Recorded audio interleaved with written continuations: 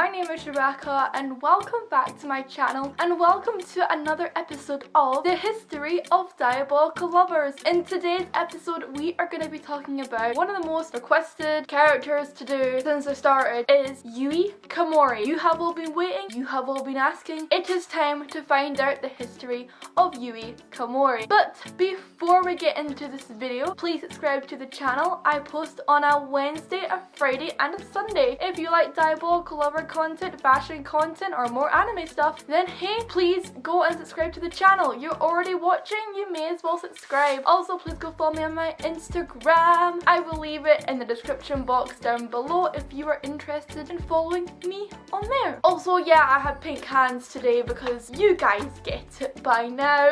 Before I get into this video, please make sure to go give some love to the Diabolical Lover Wiki fandom because that is where all my information for these videos come from, so please go and give them support and love for the information for these videos. Thank you. I've been making you wait this long, so let's get into the history of Yui Komori. Are you excited? I'm excited. Let's go. So Yui Komori is 17 years old and sadly we do not know what date she was born in, as sadly it does not give us this information here. Her race is also a human with a question mark at the end because again we are not 100% sure on this either. She gets called many different things by every single boy and here is some examples. She gets called Eve, Pancake, gets called Emineko-chan, she gets called different things by different boys, so she also is known as all them nicknames as well. So let's go on to her personality. So Yui is a very cheerful girl. She can also be somewhat naive as well. Yui is also very determined and strong-willing. She doesn't mind any mean or nasty comment to come her way either. But in saying this, when the boys are throwing nasty, horrible comments, she usually responds to them in a nice, kind way and doesn't really take attention or pick any of it up. Yui is also a very strong believer in God, and this is also to do with how she grew up, which we'll get into in a little bit. At first, Yui did not believe in the existence of vampires, but eventually comes to accept them. Now we are going to go into the history of Yui. This may be quite long, so please bear with me because this is going to be a whole ramble fest and hopefully you guys are going to take with. So the first part of this, we're going to talk about how Celia died. This is how it's all going to begin, and yeah, hopefully you guys can bear with me on this track. So let's find out the history of Yui. So after Leito pushed Cordelia off the balcony, Richard found her dying. She asked him to rip out her heart and plant it into another body. He did as she asked and planted it into Yui. She was an abandoned girl who had the ideal body for Cordelia's heart. He then handed Yui to a vampire hunter named, I think it's called CJ Komori, to avoid Cordelia from being taken away by his brother Karl Heinz. Whoa, the tea is getting salty. CJ, who was also a priest, owned a church and raised Yui since then as his daughter. CJ never told Yui he was not her biological father and instead told her that her mother died when she was a child. Because Cordelia was daughter of the Demon King, her blood had power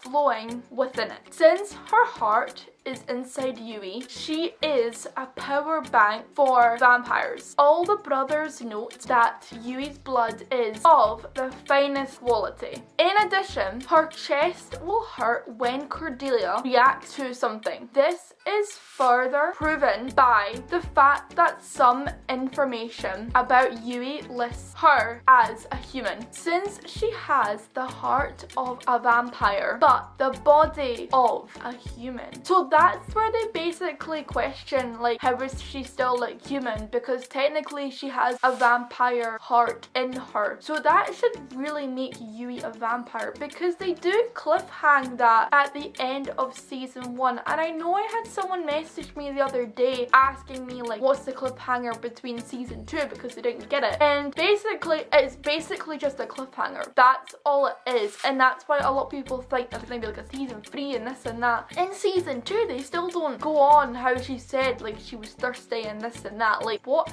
So technically she should really be a vampire in the end of this, because she has a vampire heart in her. I don't know, man. Diabolical Lovers has got some tea. Like, someone said to me, like, they are the Kardashians of anime. They pretty much are. The amount of drama they have in this whole series, oh, honestly, they are the Diabolical Lover Kardashians.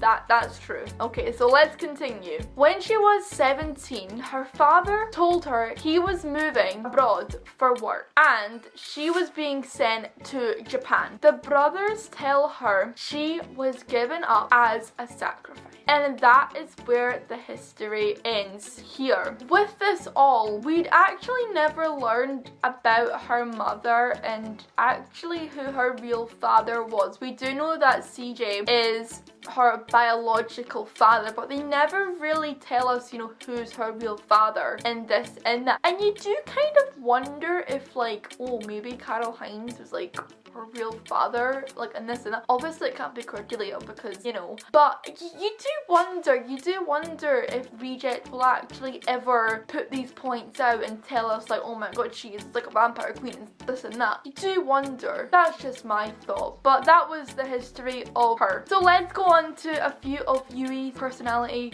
traits. So Yui does not know how to swim. Obviously, we've seen it.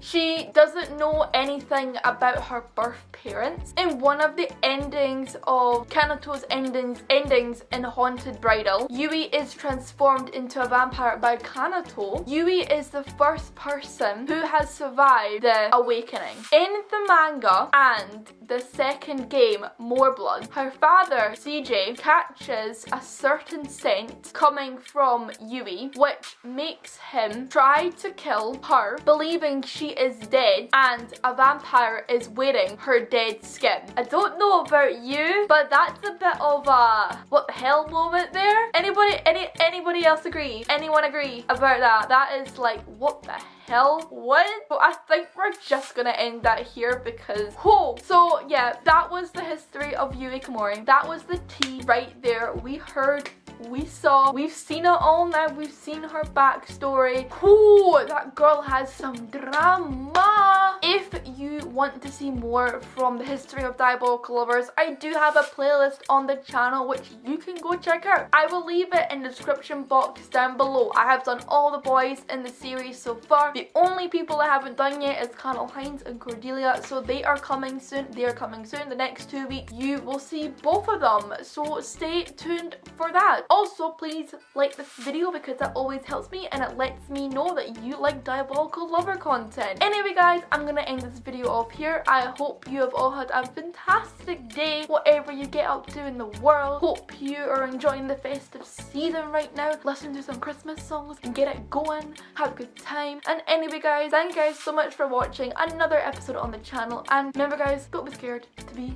a different. Bye!